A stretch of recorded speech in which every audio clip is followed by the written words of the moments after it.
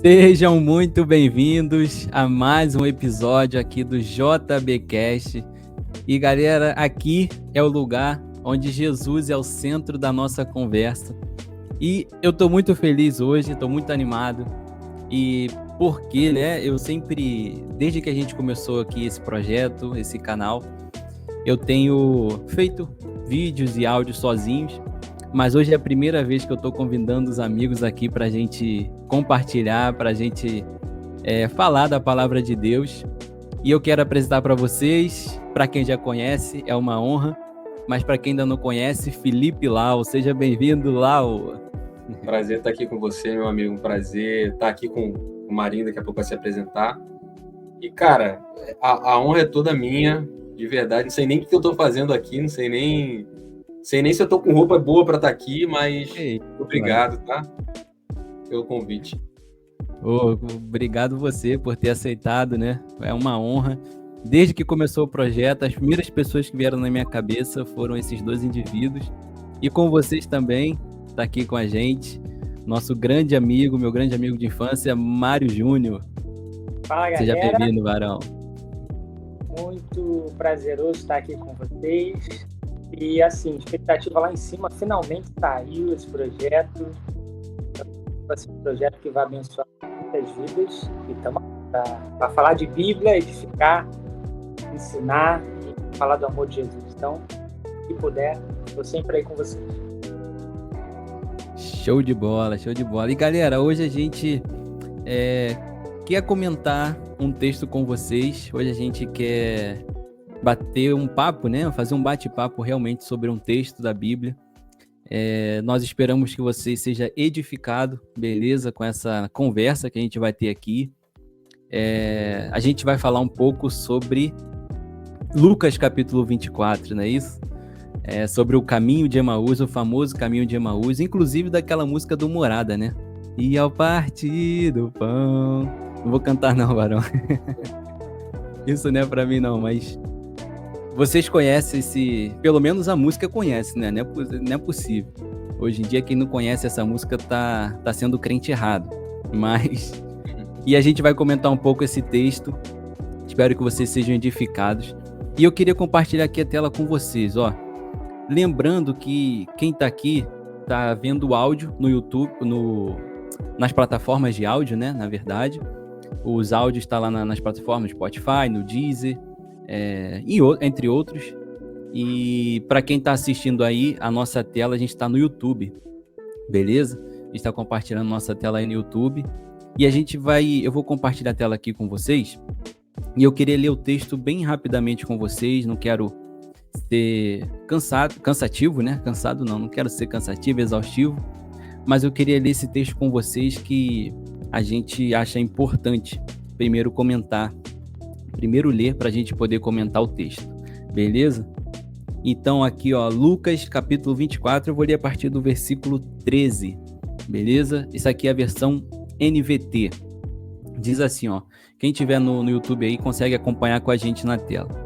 Naquele mesmo dia, 2 dos seguidores de Jesus caminhavam para o povoado de Emaús, a 11 quilômetros de Jerusalém. No caminho falavam a respeito de tudo o que havia acontecido. Enquanto conversavam e discutiam, o próprio Jesus se aproximou e começou a andar com eles. Os olhos deles, porém, estavam como que impedidos de reconhecê-lo. Jesus lhe perguntou: "Sobre o que vocês tanto debatem enquanto caminham?" Eles pararam, com o rosto entristecido. Então um deles, chamado Cleopas, respondeu: "Você deve ser a única pessoa em Jerusalém que não sabe das coisas que aconteceram lá nos últimos dias." "Que coisas?" perguntou Jesus. "As coisas que aconteceram com Jesus de Nazaré", responderam eles. "Ele era um profeta de palavras e ações poderosas aos olhos de Deus e de todo o povo. Mas os principais sacerdotes e os outros líderes religiosos o entregaram para que fosse condenado à morte e o crucificaram. Tínhamos esperança de que ele fosse aquele que resgataria Israel. Isso tudo aconteceu há 3 dias. Algumas mulheres do nosso grupo foram até seu túmulo hoje. até o túmulo hoje, bem cedo, e voltaram contando uma história surpreendente. Disseram que o corpo havia sumido e que viram anjos que lhe disseram que Jesus está vivo. Alguns homens de nosso grupo correram até lá para ver, e de fato, tudo estava como as mulheres disseram, mas não o viram. Então Jesus lhe disse: como vocês são tolos, como costumam a entender o que os profetas, como custam, a entender o que os profetas registram nas Escrituras. Não percebem que era necessário que o Cristo sofresse essas coisas antes de entrar em sua glória? Então Jesus os conduziu por todos os escritos de Moisés e dos profetas, explicando o que as Escrituras diziam a respeito dele. Aproximando-se de Emaús, o destino deles, Jesus fez com quem seguiria a viagem, mas eles insistiram: fiquem conosco esta noite, pois já é tarde. E Jesus foi para casa com eles. Quando estavam à mesa, ele, Jesus, tomou o pão e o abençoou. Depois, partiu e lhe deu. Então, os olhos deles foram abertos e o reconheceram. Nesse momento, ele desapareceu. Disseram um ao outro: não ardia o nosso coração enquanto ele falava conosco no caminho e nos explicava as Escrituras? E na mesma hora, levantaram-se e voltaram para Jerusalém. Ali encontraram os 11 discípulos e os outros que estavam reunidos com eles. E lhes disseram: é verdade que o Senhor ressuscitou. Ele apareceu a Pedro. E galera, esse texto, como eu falei, é muito legal, muito conhecido. E eu já queria perguntar pro Lau, né? Felipe Lau. Ó, gente, eu vou chamar ele de Lau, tá? Eu não chamo ele de Felipe. Só quem chama de Felipe é a esposa dele. Só a esposa dele só chama ela. Felipe. E minha mãe. E a mãe. Eu vou chamar ele de Lau. Ô, Lau, então dá pra gente aí uma introdução, né, do que tá acontecendo aí desse texto, o que aconteceu aí um pouco antes desse texto, pra gente começar a nossa conversa aí. Então, eu acho que o tema caiu legal, né, dessa semana, porque estamos às vésperas da Páscoa e tudo aconteceu ali naquele inteirinho da festa pascual, né? Antes da gente falar sobre o sacrifício de Jesus na crucificação, a festa da Páscoa é uma das festas tradicionais judaicas. Então, muitas pessoas que viviam em outros países, judeus de outros países, iam para Jerusalém naquela época. Então, você tinha uma peregrinação muito grande de pessoas indo em direção a Jerusalém e, ao fim da festa, indo embora. Isso é importante mais para frente no texto. E aí, nessa parte em específico, Jesus foi preso, foi crucificado, morreu e ressuscitou no terceiro dia, né? Ao terceiro dia, que era um domingo. Bom ressaltar que, pelo fato de Jesus ter passado o sábado morto, os judeus que tinham ido migrar lá para Jerusalém, né, foram visitar Jerusalém por causa da festa, permaneceram em Jerusalém. Os judeus não viajariam aos sábados por conta por ser o sábado ser um dia santo. Então eles não viajariam naquela época. Então foi certeiro o fato de Jesus ter escolhido morrer numa sexta, escolhido ressuscitar num domingo, para que essas pessoas pudessem testemunhar todo o processo, né? Então quer dizer que Jesus, ele não sofreu tudo que ele sofreu de sexta a domingo, não foi com a intenção do culto ser domingo não, né? O nosso culto ser domingo.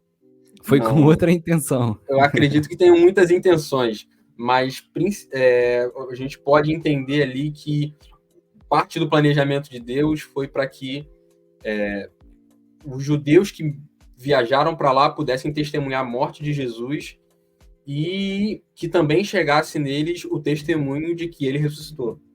A gente sabe que Jesus não apareceu para muitas pessoas, né? A gente tem ali mais ou menos contabilizado na Bíblia em torno de 100 pessoas que puderam testemunhar Jesus ressurreto, mas é muito legal a gente poder perceber que houve ali um preparo de Deus para que pudesse ter, como é que eu posso dizer? Mas pudesse rolar esse meio de campo ali de bater as datas certinho, né? O pessoal poder acompanhar a morte, o período de luto e a ressurreição de Jesus com as pessoas lá. Mas, enfim, A Jesus... Bíblia, Pode. a Bíblia fala ali, assim quando Jesus nasceu, né, sobre a plenitude dos tempos, né? Exatamente. E a gente acredita que não seja somente no nascimento a plenitude, foi todo esse período, foi o momento perfeito, né? Do plano de Deus, né? Uhum. E depois que Jesus ressuscitou,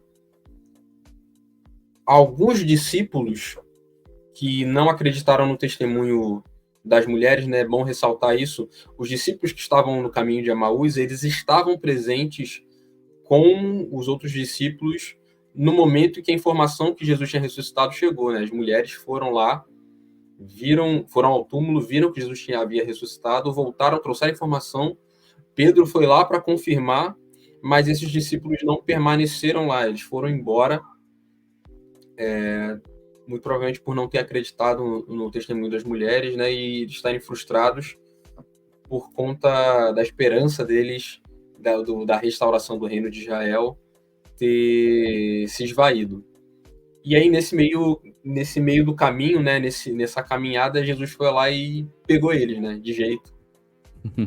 E é muito legal a gente entender para onde eles estavam indo. Emaús era um povoado mais ou menos 10, 11 quilômetros de distância.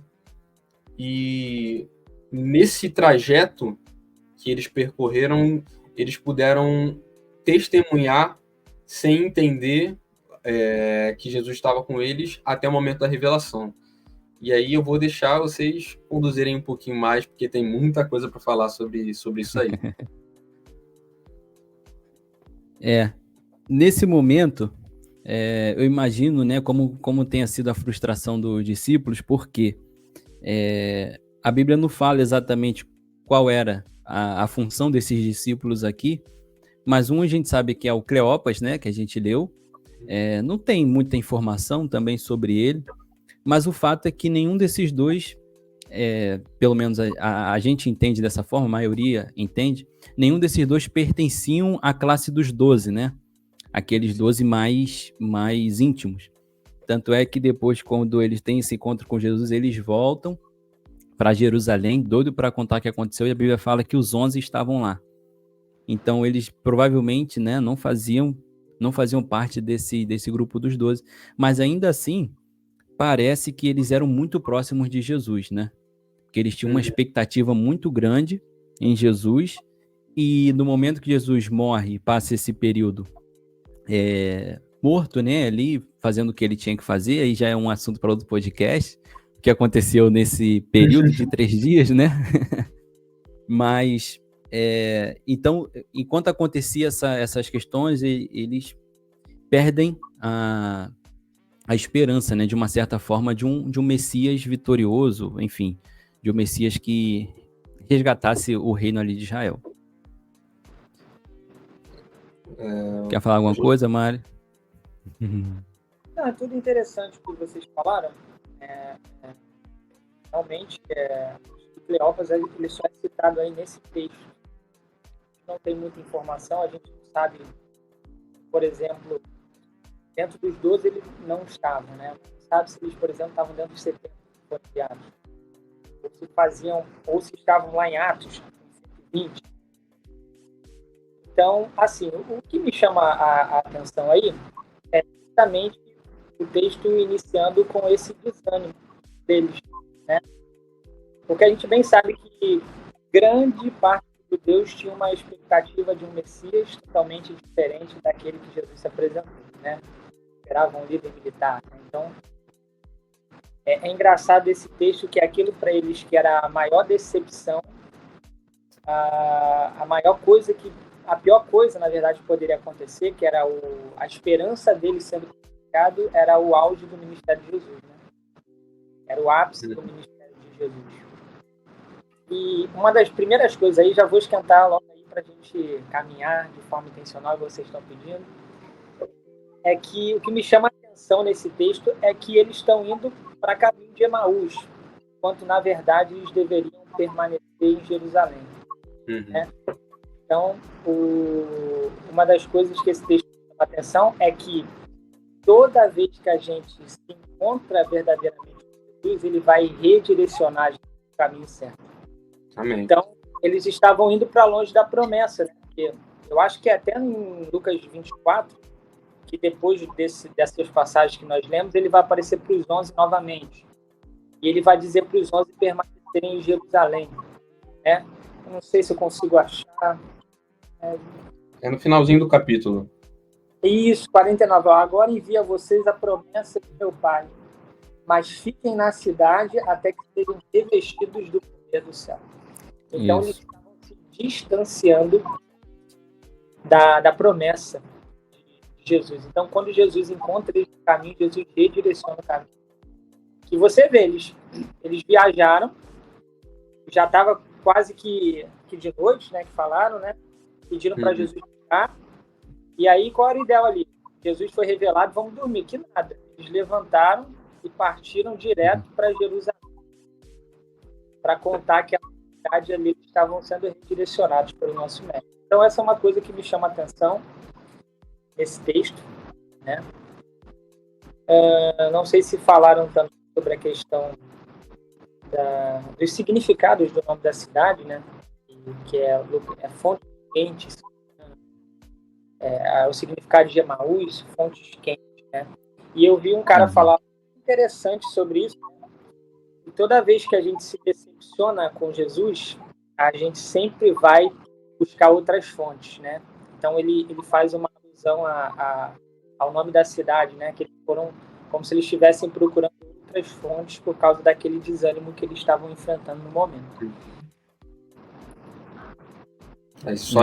Só Jesus que é a água da vida, né? A fonte de água. Não adianta correr para outra fonte, né? Mas assim, é bem legal o que o Mário falou. A gente até comentou um pouquinho antes que o fato de Jesus ter se aproximado ali do caminho, né, não era algo extravagante, não era algo fora do comum. Eu falei aqui mais cedo que era uma época de translado mesmo por conta da festa da Páscoa, então a galera ia para a festa da Páscoa, depois ia embora, então era natural que viajantes estivessem saindo de Jerusalém para outras regiões. Então, o fato de um viajante que você não conhece se aproximar para caminhar com você, um viajante judeu que estava ouvindo você falar sobre a Torá, se aproximou para poder compartilhar ali também, não era incomum.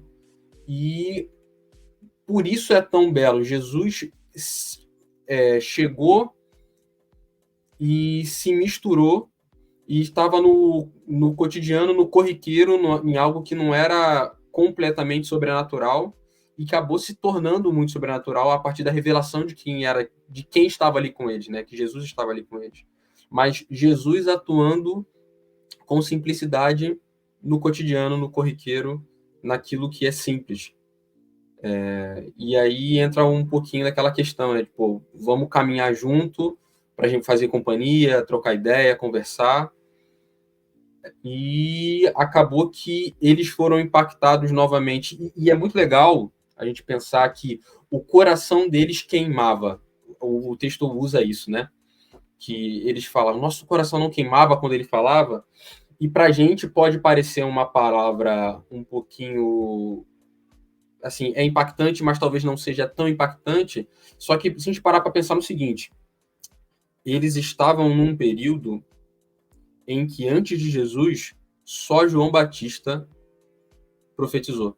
Eles tinham 400 anos, 400 e tantos anos, 430 anos de silêncio de Deus. Depois desses 430 anos, veio João Batista profetizando no deserto. Depois, só Jesus.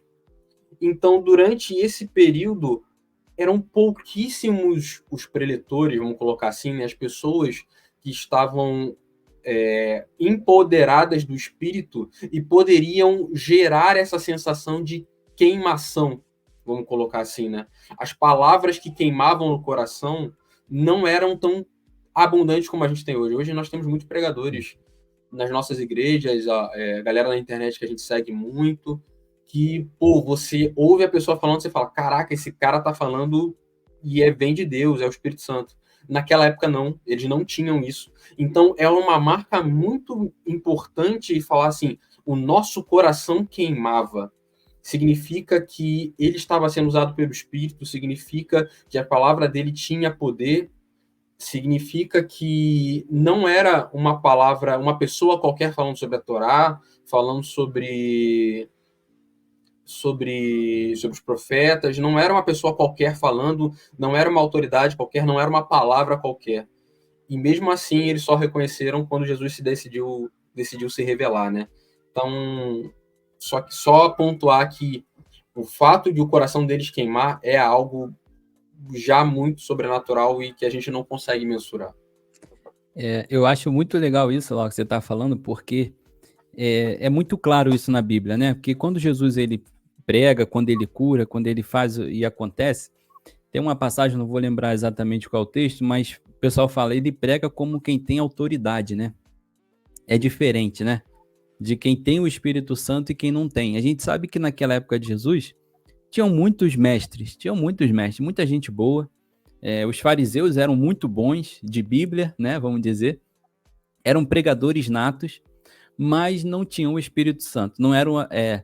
eles é como se fosse a gente dividir uma pregação, uma palestra, né? É diferente. Na pregação a gente faz, hoje em dia, com intencionalidade, né? Cara, eu preciso ministrar o coração da igreja, eu preciso entregar o que Deus me deu, diferente de uma palestra, onde a gente se junta e fala, não, eu vou estudar esse tema, eu vou me preparar, eu vou passar todo o conteúdo. É muito diferente. E a gente vê isso já em João Batista, como você disse, né? João Batista também cheio do Espírito Santo. E quando ele prega, por mais que fosse palavras muito duras, as pessoas se arrependiam dos seus pecados. Elas queriam, né, confessar os seus pecados ali, reconhecer que estavam erradas, porque ele também pregava com autoridade. Então, eu imagino ali que para esses discípulos, poxa, eu não sei se é certo comparar, mas de repente, aquele momento que os discípulos ali sentiram o coração arder, foi de uma forma que eu imagino que eles nunca tenham visto Jesus pregar daquela forma, né? Se a gente for pensar em pregação. Jesus sempre ensinou muito para o povo, sempre fez tudo. Mas eu acho que naquele momento, o coração deles teve uma aceitação muito diferente de tudo que Jesus já tinha pregado antes. Como eles eram discípulos, eles já ouviram Jesus. Mas agora foi diferente, quando Jesus explicou e fala, poxa, e é legal que eles demoram ainda a perceber isso, né? Depois que Jesus termina a pregação, é que eles vão falar, poxa, nosso coração estava ardendo quando ele falava, e eles ainda demoram a entender o que estava acontecendo. Uhum. Isso é muito legal. Isso parece muita gente hoje em dia, né? Mas Parece, quase não parece, né? Quase não parece. É quase idêntico, né? Agora, Lau, voltando aqui um pouquinho no início da história, para a gente pensar um pouquinho também do que aconteceu nesse trajeto até o coração queimar, a gente vê a paciência de Jesus em explicar para os seus discípulos tudo aquilo que ele já tinha explicado, né?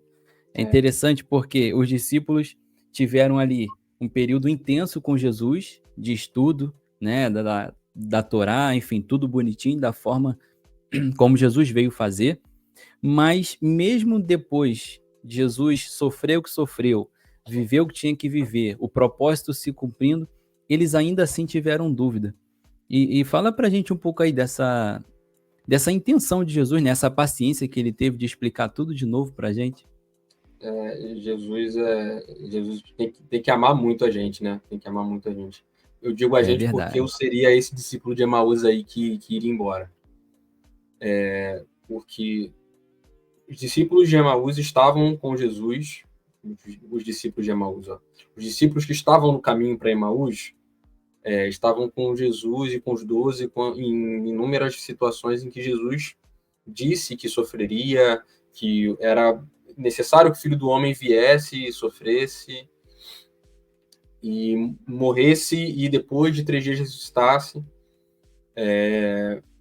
Mas a incredulidade, por muitos motivos, tomou conta do coração deles, né? E Jesus teve paciência de ir lá e explicar tudo de novo, vindo a partir da lei de Moisés, aquilo que foi dito no Pentateuco, né? É legal que ele fala a partir de Moisés, né? Então a gente tem ali algumas passagens em Deuteronômios que apontam para a vida de um novo profeta, um profeta perfeito, e a partir da lei de Moisés, passando pelos profetas, Isaías, os profetas mais messiânicos, né? Mas também partindo pelo pressuposto que a gente tem uma revelação progressiva a respeito de Jesus no Antigo Testamento, né? Tem um livro muito bom que eu esqueci o nome dele em inglês, eu não vou falar o nome dele em inglês, mas é a revelação progressiva do Antigo Testamento, que ele fala exatamente sobre os apontamentos e as revelações a respeito de Jesus já desenvolvidas no Antigo Testamento. Eu sei que tem Revelation, então, no meio aí. Tem, cara, mas é um livro muito legal. Não fala sobre as revelações apocalípticas, mas ele fala muito sobre a revelação a respeito de Cristo, né? E essa revelação progressiva do Antigo Testamento, né? Jesus expõe isso para os discípulos novamente. E é uma parada que, tipo assim, eu vou contar de uma experiência minha, né? O meu sogro é judeu.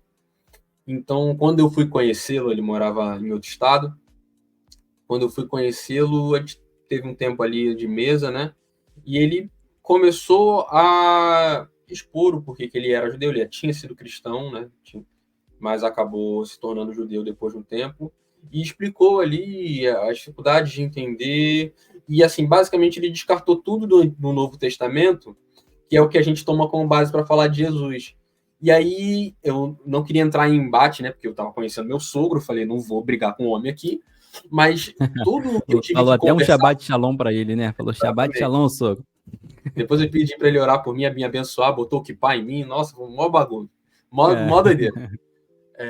Mas foi legal. Mas, assim, a nossa conversa e os argumentos que eu tive que partir foi a partir do pensamento antigo, do Antigo Testamento, né? Pegando os argumentos de revelação que estavam expostos no Antigo Testamento, que às vezes não eram muito claros, mas que depois passaram a ser, né? Você vê muitos vislumbres da graça, por exemplo, em Davi. Davi é um cara que revelou o período da graça na lei. E a gente meio que passa por cima ali do não retire de mim o teu espírito, que é uma revelação muito forte a partir do que vai vir. Melhor, do que vai vir não, que já veio mais do que viria, né? E você tem esses pontos de revelação no Antigo Testamento que vão se unindo até que se encontrem em Jesus. E Jesus passa por eles para poder explicar, olha só, era necessário que o Filho do Homem viesse, era necessário que Deus mandasse o Salvador, que ele padecesse as necessidades, que ele sofresse, para que depois ele pudesse ressuscitar e cumprir o propósito. Então, Jesus tem essa paciência que só ele tem de poder explicar novamente aquilo que ele já explicou 1 milhão de vezes, dezenas de vezes, e que a gente às vezes não entende, né? Quantas vezes no nosso dia a dia ele nos dá uma direção e a gente simplesmente não entende ou esquece, ou ele nos dá uma palavra e a gente... Poxa, foi Deus mesmo que falou isso e a gente deixa passar, né? Quantas palavras a gente passa por cima, ou quantas decisões precipitadas a gente toma porque a gente está na incredulidade, né? Eu me identifico muito com os discípulos que estavam saindo de Jerusalém e indo embora por incredulidade. A pergunta é quem não se identificaria, né? Porque é complicado, né? Você ouvir do próprio Cristo que eles precisavam ficar atentos porque viriam outros né? Que se diriam Cristo. Então, assim, como criticar Tomé? Eu não consigo. Como criticar Tomé, né? Eu só acredito, Exatamente. né? Porque o próprio Cristo falou que viriam outros que iriam enganar. Então, se havia dificuldade desse entendimento nos 12 mais próximos, quem dirá nesses aí que estavam no caminho de Emaús, né? O Lau falou que o sogro dele é judeu, até me lembrou aí talvez um dos grandes motivos aí do desespero desses camaradas é porque os judeus acreditavam também que no terceiro dia ali a alma saía do corpo. Então, ali para eles, pô, acabou. Terceiro dia, por mais que Helena foi lá no túmulo, voltou, mas cadê ele? Ninguém tá vendo ele. Então, galera, deu ruim. Aquilo que o camarada passou pra gente não vingou, não. E aí eu imagino o desespero desses camaradas todos aí, né? É bem colocado, né? Essa crença de que a alma permaneceria só 3 dias e depois iria embora, eu acho que foi por isso que um dos outros motivos, né, de Jesus ter escolhido morrer na sexta e voltar no domingo é para, de fato, ele morreu. E não é uma alma presa ao corpo, né? A gente ainda vai falar um dia sobre o que ele fez nesse meio tempo aí, mas verdade. Não era uma alma presa ao corpo, ele realmente se foi e voltou, né? E sem contar também, desculpa interromper o que você falou, mas a gente parar para pensar, né? Você imagina, você está caminhando 3 anos com Jesus, você está vendo tudo que ele está fazendo, e aí Jesus começa com papos que ele ia precisar ser substituído, né? Olha, é necessário que eu vá para que venha o Consolador. E eu fico imaginando a reação dos discípulos ao ver aquilo. O que pode ser melhor do que Jesus estar aqui com a gente, né? Fazendo, ensinando, né? Só que o entendimento é muito maior, né? Ali era Jesus com eles, né? Depois seria Jesus em nós. Portanto, é Jesus morando em nós. Então, assim, é uma situação que é difícil de entender ali no momento, mas hoje a gente, com todos os estudos e ensinos da Bíblia, fica muito mais fácil de aceitar, né? Mas se colocar lá na situação dos discípulos, ninguém quer. A gente quer criticar Pedro, a gente quer criticar fulano, mas a gente provavelmente iria agir de forma igual, idêntica. E sem contar que os judeus, eles tinham uma dificuldade de entender a questão do 3 em 1, né? Até hoje essa ideia não é nem um pouco aceita por eles, né? É um Deus, né, que se divide em 3 pessoas. Aí, poxa, como é que Jesus ia falar para eles, ó, eu sou o Messias de vocês, eu sou filho de Deus, aí já, só de falar que é filho de Deus já era complicado para eles na época, né? Aí fala, é necessário que eu vá para que o Espírito da verdade venha. Então imagina a confusão que aconteceu na cabeça deles. Mas claro, a gente sabe que depois eles aceitaram, né, essa ideia, foram sujeitos ao Espírito Santo e Jesus cumpriu tudo o que ele falou. E o Espírito da verdade vos ensinará todas as coisas. E foi exatamente o que o Espírito Santo fez, ensinou todas as coisas. E a gente vê o livro de Atos, chamado Atos dos Apóstolos, mas são os Atos do Espírito Santo ali, né? A gente vê o livro de Atos que o tempo inteiro eles estão falando, não, o Espírito Santo fez, o Espírito Santo aconteceu. O Espírito Santo me impediu, o Espírito Santo me impulsionou. E em todo momento os discípulos eles conversam e a conversa deles gira agora em torno do Espírito Santo. E isso é muito legal, né? Porque eles conseguiram assimilar o que Jesus falaram. Óbvio, eles estão defendendo Jesus o tempo inteiro, né? A divindade de Jesus, tal, tudo bonitinho. Mas é o tempo inteiro citando também o Espírito Santo. Isso é um cumprimento, né, também da promessa de Jesus ali para eles. E ali também abriu um leque para discernirem os tempos de algumas profecias também, né? Eles conseguiam linkar, você vê Pedro ali falando, hoje aconteceu que foi predito pelo profeta Joel, quando disse que o Senhor derramaria sobre toda a carne. Então você vê Pedro, por exemplo, nas suas pregações, citando vários textos do Antigo Testamento, fazendo analogia ao que estava acontecendo ali no momento, né? Quando ele fala aqui, quando ele acusa os judeus de terem crucificado o Messias, não terem reconhecido ele. Então, assim, a gente vê que quando o Espírito Santo desceu, a parada foi outra, né? A O mente negócio aconteceu, né? É que se a gente for começar, a gente tá indo, né? A gente só vai. Depois não consegue voltar. Mas se a gente for colocar assim, cara, eu acho que a igreja hoje, ela ainda sofre com essa dificuldade, com essas mesmas barreiras que os discípulos tinham de entender o, o que Jesus estava falando a respeito, quando Felipe pergunta, né? Mostra-nos o Pai. E Jesus fala, eu estou com vocês há tanto tempo, vocês ainda não entenderam que eu e o Pai somos um. Ou então que, quando ele falou exatamente esse texto, que é necessário que eu vá para que o outro venha. A mesma dificuldade não a mesma, né, mas do mesmo modo que existia uma barreira para os judeus captarem essa e entenderem essa informação, acho que a igreja de hoje também tem.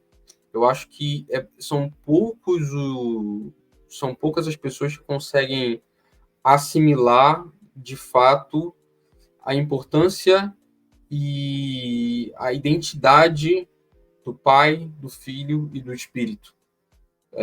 A gente consegue cantar muito bem sobre Jesus porque, por ele ser homem, ele tem qualidades muito próximas ali, a nossa humanidade está muito próxima, mas compreender o Espírito Santo e Deus e a relação dos três, né? Eu acho muito complexo ainda e pouco da igreja consegue assimilar isso. Eu acho que existe uma barreira. Eu acho que fica um tema aí proposto para a gente conversar sobre Trindade um dia, que, de fato, cara, não é muito simples de explicar, não é muito simples de entender, e eu acho que tem sido feito de maneira errada. A gente pega muita igreja aí pregando o Espírito Santo de maneira errada, usando o Espírito Santo de maneira errada. Eu acho que existe ainda uma barreira nesse sentido, por mais que tenha muito conteúdo teológico a respeito do assunto. Tanto é que esses são assuntos em toda a história da igreja que nunca chega ao fim, né? Porque Nunca existem chega ao muitas dúvidas. Agora, uma coisa também que a gente pensar um pouco aqui também sobre o texto, é sobre a educação de Jesus. A gente falou sobre a paciência de Jesus, agora a gente pode falar um pouco sobre a educação de Jesus. O texto diz, o versículo 28, que quando estavam se aproximando do povoado, Jesus fez com quem ia um pouco mais para longe, né? É aquele tipo assim, tô chegando na casa do meu amigo, mas eu vou falar para ele, ô meu amigo, valeu, tô indo embora, tá? Fica com Deus. Doido para ele chamar para eu ficar. Doido para ele falar, não, fica aí, eu comprei uma pizza, comprei igual o Júnior fala, comprei uma uva, ele gosta de uva. Então, a gente às vezes fica, né, doido para alguém chamar a gente, e Jesus foi essa pessoa educada, né? Ele chegou no lugar, fez com que ia para mais longe, e com certeza ele queria extrair alguma coisa dos discípulos ali, né? E fala um pouco Jesus mais sempre pra bate gente a sobre porta. isso aí, né? Jesus sempre bate a porta, ele sempre espera o convite. Hospitalidade sendo testada ali, né? Hospitalidade sendo testada. Falou tudo agora. O coração de Jesus, acho que ele queria testar tudo que ele ensinou, né? Eu acho legal dessa parte aí, que parece que é o inverso lá do chamado de João, né? Quando João é apresentado a Jesus, a primeira pergunta que ele faz é: Rabi, onde mora? E aí Jesus fala, ó, vem e veja. E aqui Jesus fala que vai para longe, mas na verdade ele quer ir ver para onde que aqueles rapazes vão ficar à noite, né? E aí eu não vou me alongar aqui, porque vai entrar na parte legal do texto, que é a parte como eles reconhecem Jesus, né? E eu quero ver o que vocês têm para falar aí. Essa é uma parte interessante. Não sei se vocês querem falar mais um pouquinho sobre essa questão aí, mas se quiser. Não, é muito legal que, assim, tava de noite, tava escurecendo, né? E a gente sabe que era muito comum que o pessoal não viajasse à noite por conta de segurança, de ser assaltado. Jesus usa uma das suas parábolas para exemplificar a situação da região da época, né? E então era muito comum que eles fossem hospedados em algum lugar, os viajantes, no caso, né, os viajantes que estavam na região fossem hospedados em algum lugar, e veio o convite Jesus entrou na casa e é muito, muito legal que Jesus faz algo que não era para ele fazer, que era dar graças pelo pão. Ele toma a postura de dar graças pelo pão no lugar do anfitrião. Quem tinha que fazer aquilo era o dono da Olha casa. aí. E ele não é enxerido, hein? Ele não é enxerido. Na Mas realidade, ele que é o explica dono pra da gente aí, Lau. Fala aí. Não, é que ele que é o dono da casa. Ele que é a figura de autoridade, ele que é o pai. Eita, é forte, é forte. E é nessa figura de autoridade que os discípulos, que as escamas caem dos olhos, né? Que os olhos se abrem e eles conseguem enxergar que quem está na frente deles é o mestre de fato. E, Então cara, não importa qual casa Jesus esteja. Se ele tiver, ele é um anfitrião. ele é o dono. Não importa em que casa ele esteja. Se ele entrou, ele é o dono. Meu Deus. Isso é forte. Isso é forte, Vaz. Isso é forte, porque quando a gente aceita Jesus como Senhor e Salvador, a gente aceita como Senhor e Salvador. Então, ele é o Senhor da casa, ele é o nosso Senhor.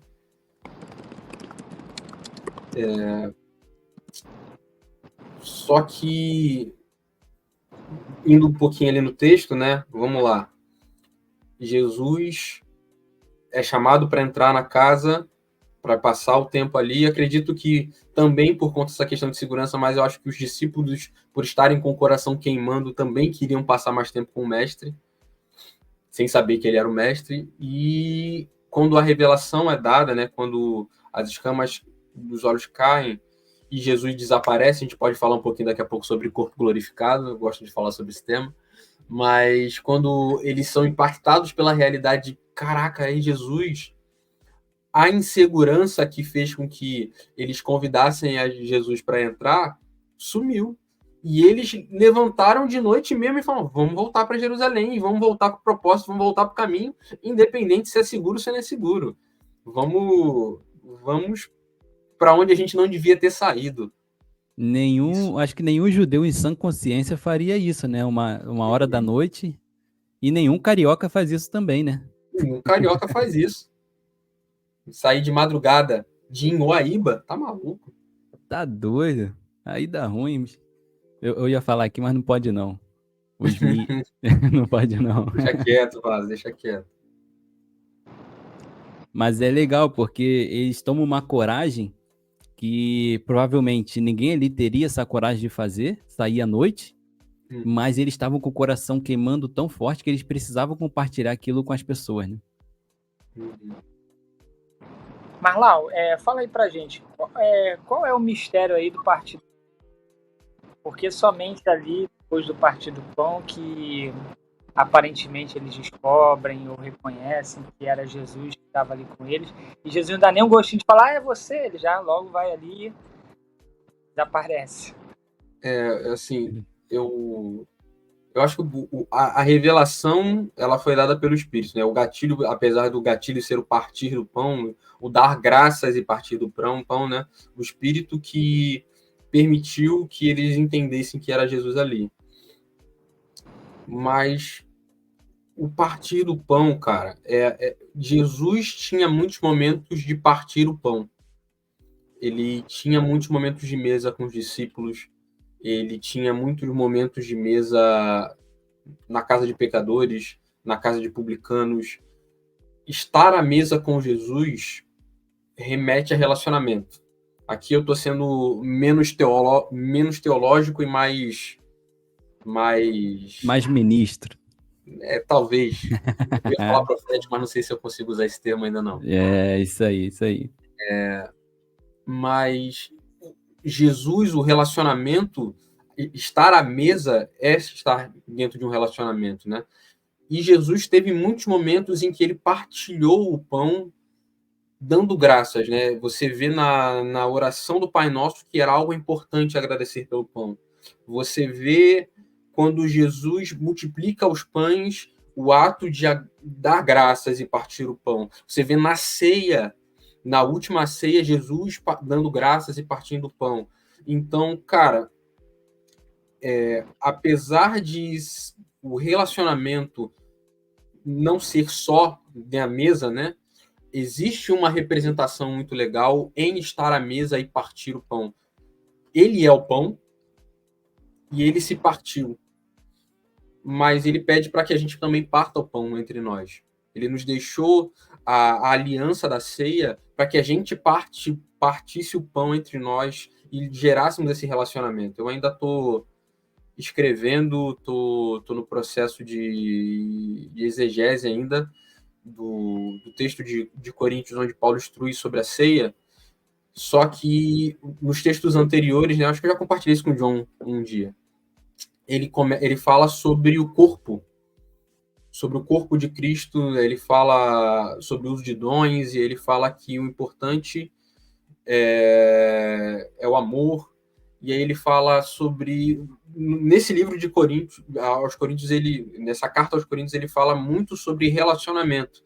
Então, quando ele fala sobre a ceia, eu entendo que o comer sem discernir o corpo, ele está se referindo ao corpo igreja, sobre o relacionamento. Se você está participando da ceia e não está em relacionamento, isso que vai gerar consequência, né? A gente costuma muito remeter ao corpo de Cristo, mas eu acho que é muito próximo ali do texto bíblico esse entendimento de o partir o pão, o partir o corpo de Cristo, né? O provar do corpo de Cristo, tomar do corpo de Cristo indevidamente, você está ceando fora de comunhão.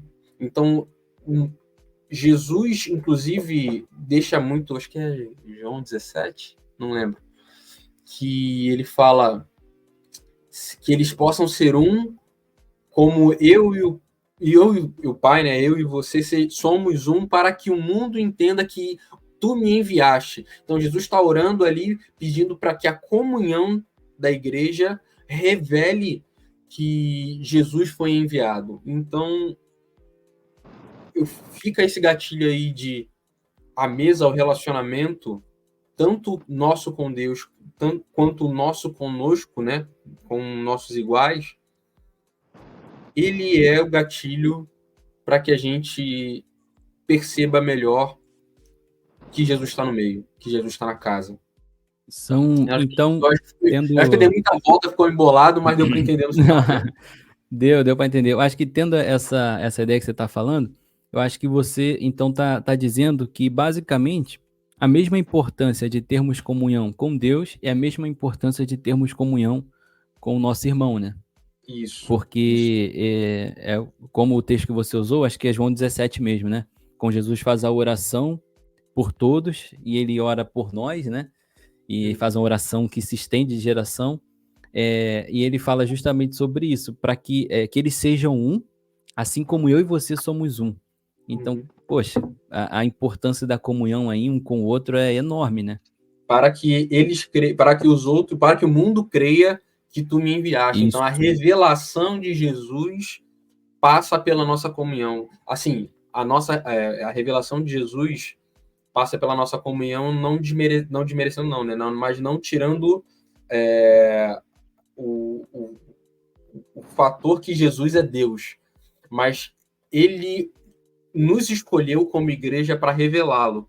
Então, a nossa comunhão é parte do processo para que Jesus seja revelado ao mundo. Eu acho que é o melhor jeito de colocar. Estou aqui procurando esse 17 que quando o Lau estava falando, eu lembrei logo desse texto, 17, 21.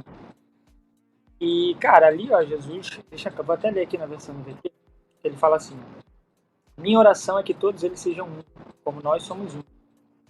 Como tu está em mim, Pai, e eu estou em ti, que eles estejam em nós. Com qual finalidade? Ele falou assim, ó, para que o mundo creia que tu me enviaste. Então, quando ele senta com aqueles camaradas, ele parte o pão e ele é revelado para os camaradas ali, para mim, Jesus está usando como se Jesus estivesse voltando nesse texto aqui, ó. A forma para que me reconheçam é mesa.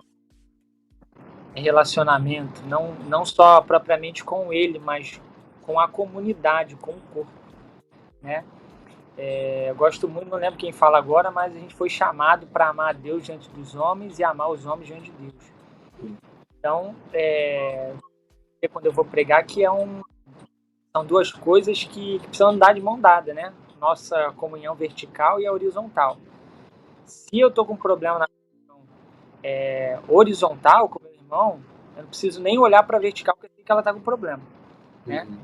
E o meu problema com o meu irmão já revela o meu problema com Deus.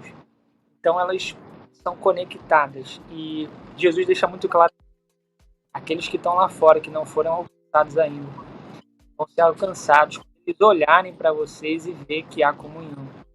E ver que não há comunhão entre vocês, mas que vocês estão ligados diretamente a mim. Nossa questão aí do partido, né, que tem a ver com comunhão, que tem a ver com toda essa situação, me faz lembrar desse texto também, que é uma parada incrível mesmo, que eu acho que Jesus deixou de aprendizado aí pra gente. E é interessante, agora, já chegando no final do texto, no final do nosso episódio, eu queria que cada um de vocês aí tivesse a última explicação, né, a última explanação, mas nessa intenção aqui que eu vou entrar agora. Aí o versículo 33 diz que eles levantaram e voltaram imediatamente para Jerusalém. A partir daí, o partir do pão de Jesus, a gente está falando de comunhão. A ideia que dá é que eles tinham saído um da comunhão do outro, né? Por mais que eles fossem os discípulos, eles saíram da comunhão do outro e 2 deles estavam indo embora para Emaús. Então, quando eles recebem a revelação de Jesus, imediatamente eles voltam para Jerusalém para se juntar aos outros, né? Então, aí já fala novamente dessa questão da comunhão um com o outro. Porque Jesus partiu o pão e quando eles receberam a revelação de quem é Jesus, aí eles voltaram imediatamente para Jerusalém. E quando a gente fala de voltar para Jerusalém, né, Lau? A gente já está falando aí de voltar para o propósito, para a promessa, né? Como a gente falou aí no início. Então, a revelação do pão, não é isso? Vê se eu estou errado. A revelação do pão, a revelação de quem Jesus é no partir do pão, faz com que 2 deles voltem a ter comunhão com os irmãos imediatamente. Eles levantaram e voltaram para Jerusalém e se colocaram no lugar do cumprimento da promessa. Não é isso? Isso. Posso começar? Fica à vontade, velho. Eu acho que eu extrairia aí alguns ensinamentos desse texto para a gente finalizar. O Jonathan falou muito bem aí dessa questão.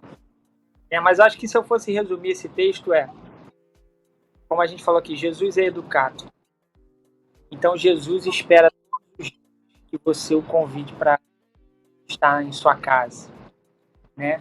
E a partir desse momento que você convida Jesus e dá total liberdade para ele ser o anfitrião, e ali no caso deles fez com que houvesse uma revelação, né? Eles voltam para o propósito, que é como o João falou. Então, quando a gente abre o nosso coração, quando Jesus entra lá, e é com a gente, aquilo que ele falou para, não lembro qual foi a igreja, não lembro se foi a Éfeso, mas tá lá, uma das 7 igrejas que ele fala, tô batendo na porta aqui, será que alguém vai me atender? Porque se me atender, eu vou entrar e vou ceiar com ele. E por várias vezes a gente já usou esse texto para não crentes, né? Só que ali a carta para um igreja, né? Então, quem sabe aí quem não está ouvindo a gente, né? Tá aí já há um tempo, já aceitou Jesus, mas por algum motivo Jesus está lá de fora do seu coração e você nem percebeu, né? E tá Jesus todo dia batendo na porta do seu coração e te convidando para ter esse encontro, para cear com você, igual ele ceou. E eu tenho certeza que sentar na sua mesa e você dar a sua vida, todas as áreas da sua vida para ele, você vai encontrar o seu verdadeiro propósito. Jerusalém é a cidade de paz, então é nele onde está toda a paz. Não é a paz que o mundo dá, é a paz que só ele pode dar, né? E aí, nesse caso, eles voltam para a comunhão lá, como o Jonathan falou. Por quê? Porque o único motivo que fez Jesus reunir toda aquela galera, agora a gente para aí para analisar um pouco a vida dos discípulos, né? Tinha um coletor de impostos, tinha um zelote, tinha judeus fervorosos, né? Então você imagina, né, ter alguém no grupo ali que fez tanto mal para os judeus por tanto tempo, né? Que era o caso de Mateus. Imagina ele contra o próprio zelote, né? Então, só Jesus para fazer uma situação dessa. Então, Jesus não estando ali, qual é o propósito de eu me reunir de novo com aquela pessoa, né? Então, quando a revelação surge de que ele está ali, o propósito volta para dentro do coração e tudo se encaixa. É por isso que eles não queriam nem saber se estava de noite, se iam ser assaltados. Existe algo muito maior agora para ser compartilhado, que é que o Cristo ressurreto estava vivo e nós o vimos a caminho de Emaús. Seria isso aí.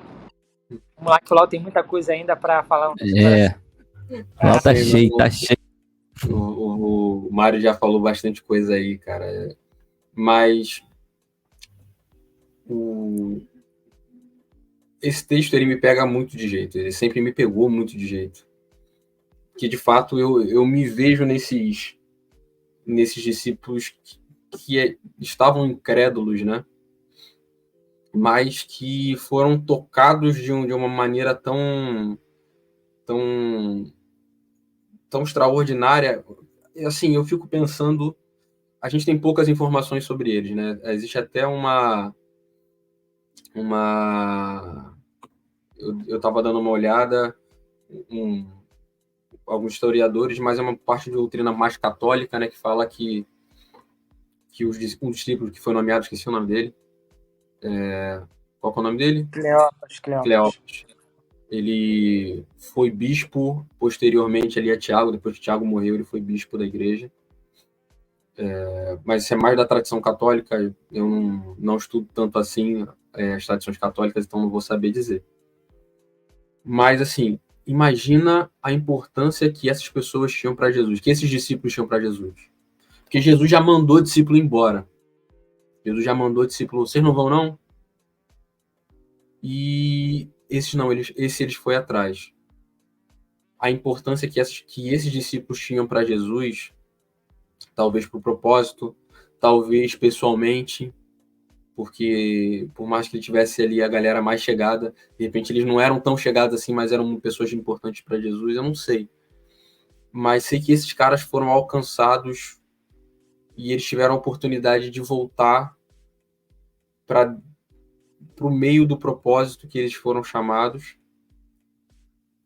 E eu me sinto da mesma forma. Jesus não tinha motivo nenhum para vir atrás de mim, e ele veio. E nesse de vir atrás de mim, eu só tenho uma resposta: eu vou atrás. Eu vou para onde ele mandou eu ir. Se ele mandou para voltar para Jerusalém, eu volto para Jerusalém e fico aqui o tempo que for. Se ele te mandar eu ir para outro lugar, essa é a revelação. A revelação que Paulo teve e fez com que ele, no caminho de Damasco, mudasse todas as perspectivas dele. A revelação que fez Pedro, de um cara que negava Jesus, ser uma pessoa que estava feliz quando foi açoitado por conta de Jesus. Esse chamado e esse toque, esse queimar, é o que me move e é o que acredito que tenha que ser a motivação das pessoas nessa nova realidade de igreja que a gente tem vivido. Por enquanto, aqui no Brasil é muito tranquilo ser crente, mas daqui a pouco não vai ser mais, e as pessoas precisam dessa motivação. De cara, é verdade. Eu fui alcançado. Ele se importou de me alcançar. Então eu preciso estar junto, eu preciso ir até ele e fazer o que ele precisa fazer. Melhor, fazer o que ele pede para que eu faça. É meio disso, eu me identifico muito com ele, com esses discípulos, e espero que o que a gente tratou aqui toque no coração de alguém, e esse queimar, né, também nasça no coração de outras pessoas aqui. É verdade. O nosso desejo, né, é que a palavra de Deus faça o que a gente não consegue fazer e ela alcance onde a gente não consiga alcançar.